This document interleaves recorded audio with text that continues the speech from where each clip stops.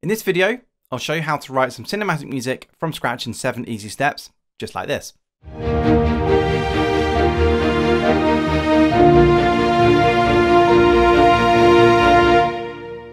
Also, be sure to check out my free beginner's guide to writing cinematic music ebook, a link of which is in the description below.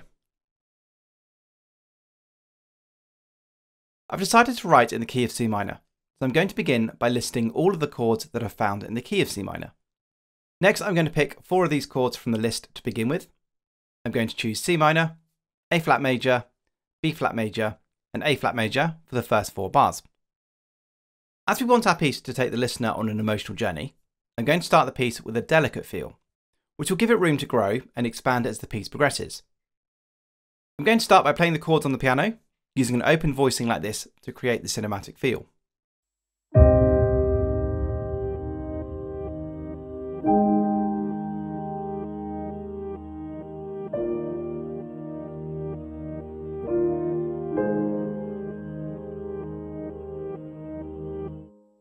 To help set the emotional tone from the beginning, I've also used this low boom sound, a reverse piano pattern, and a low drone underneath, which helps to fill out the texture.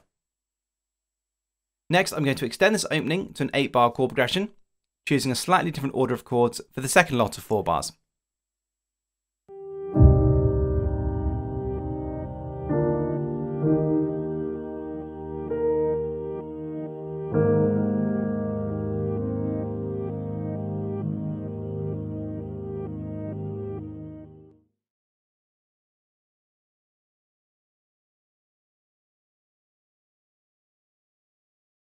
Let's introduce a new element to start progressing the music along. For the next section, have a go at bringing in some long sustained strings underneath the piano, playing chords. I've changed the chord progression in these next 8 bars slightly to help add some variation, but you can use the same chords as your previous 8 bars if you wish.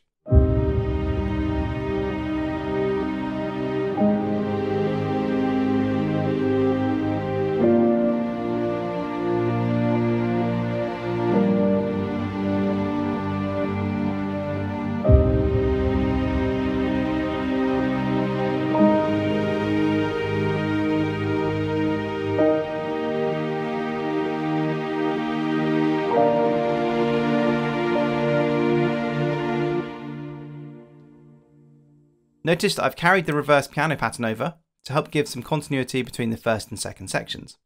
I've also layered the string sounds from a couple of libraries together to achieve a thicker sound. These long strings from Omnisphere and the strings ensemble patch from Cinematic Studio Strings.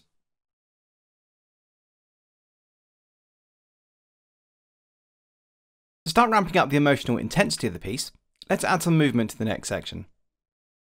Using ostinatos, or repeating patterns played by short spiccato strings, is an easy way to achieve this. Begin by copying the chord progression you had in the previous 8 bars, along with the long strings and piano part. Remember, if you want to add some variation, try changing one of the chords like I've done here. Once you've got your chords, start by experimenting with a short pattern, which only uses the notes found in each chord for each bar's ostinato. So here in bar 17, I'm using the notes of E flat, G, C, and G, which are all found in the chord of C minor. When the harmony changes to the A flat major chord, keep the same shape or pattern of notes, but change the actual pitches so that you include an A flat, C, and E flat.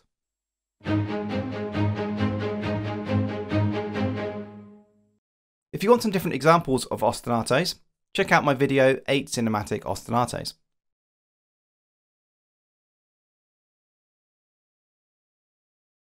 Now let's write a melody for the piece.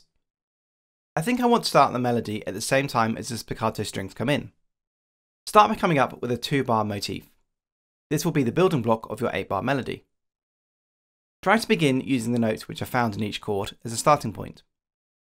You can then add additional notes, filling in the gaps to connect your notes together.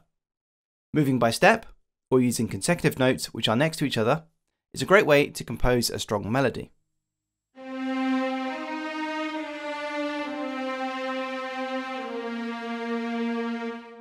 Once you have your first 2 bars, try to copy the rhythm for your next 2 bars, but changing the actual notes used. By copying elements such as the rhythm, you're giving your melody continuity, while still developing the music as it progresses.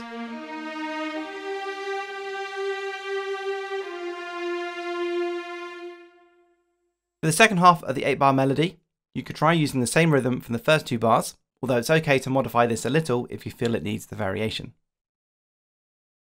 Try to also think about the shape or contour of your overall melody as well.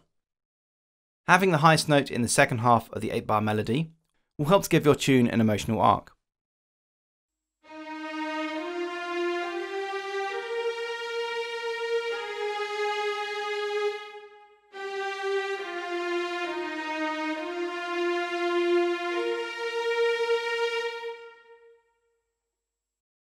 Once you've got your melody, experiment with the orchestration of it. The violins are a great starting point, and you can see here I've given the melody to the violins and the piano in these 8 bars. To give some extra weight to the violins, I've layered them using a total of 3 different sample libraries: Spitfire's Albion 1, the legato violins from their chamber strings, and the violins from Metropolis Arc 1 by Orchestral Tools. Other instruments which work well for emotional melodies in cinematic music include the French horns, trumpets, and cellos.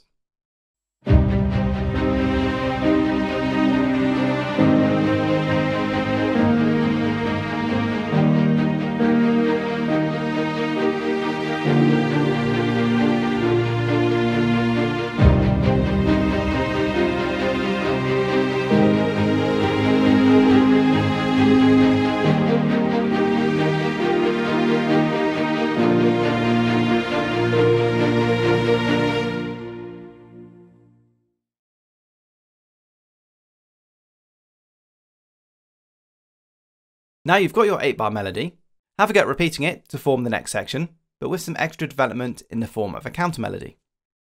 Counter melodies can be great at helping to propel the music forward, and they also help to give an extra layer of emotion to the music. Here you can see I've written a counter melody in the French horns. When writing your counter melody, try to keep it independent from the main tune, having it play at points where the main melody either has sustained notes or even rests.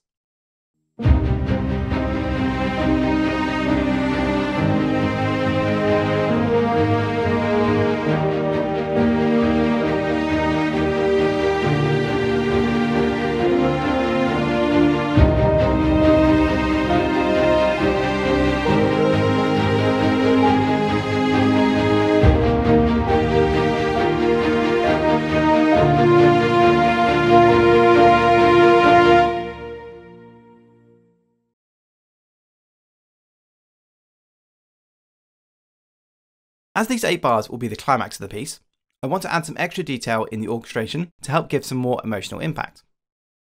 An effective way of achieving this is to double the melody on additional instruments, such as here where I now have the violins and cellos playing the melody in unison. During the second half of the section, to ramp up even more, I also had the violins and piano playing in octaves, giving a wider range to the notes. I've also added a pulsing bass synth part playing in the background, which helps to give it an extra push in the bottom end as well.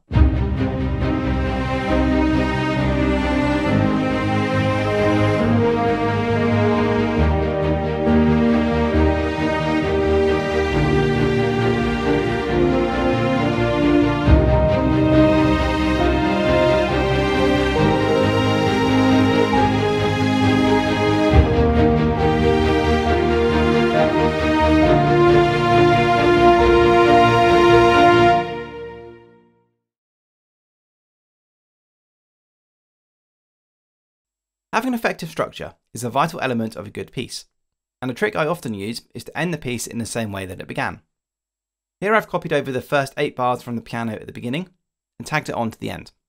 After the loud crescendo, which has just come before, returning to the familiar calmer mood from the beginning helps to end the piece, making it feel more final.